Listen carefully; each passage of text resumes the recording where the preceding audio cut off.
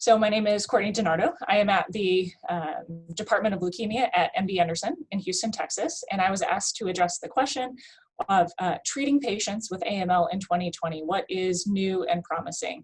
And I just in a separate video did a bit of information on azacitidine with venetoclax. I think that really is one of the most key and game-changing trials that have been presented in the past year, showing that there really is a compelling statistically significant, clinically meaningful improvement with the combination of azacitidine and venetoclax for older, newly diagnosed AML patients. I think some of the other really important new studies are the identification of oral azacitidine, CC486, as improving both relapse-free survival and overall survival in the maintenance setting after intensive chemotherapy in the older patient population. I think that was presented at ASH 2019, so I don't know if it counts in 2020, but I think that's really another really important and game-changing treatment strategy, and that in AML, maintenance strategies have, we've always thought that there was a role for maintenance strategies, but we've never really had that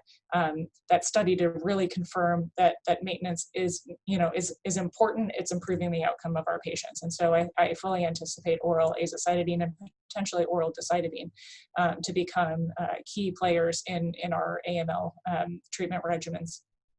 And then I think, there were the IDH inhibitors, IDH1, IDH2, and the FLT3 inhibitors are all demonstrating significant activity as single agents in the relapsed refractory setting. And what I think 2020 and onward are going to do is try to figure out ways that we can utilize these agents in combinations, move it to the upfront setting, and further improve upon our outcomes in those targeted subsets.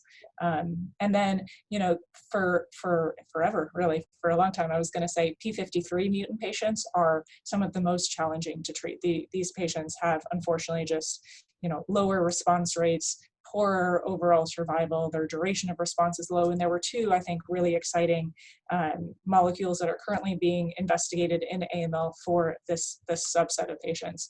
And that's the APR-246 P53 modulating compound, as well as the CD47 antibody magrolimab. And I think, both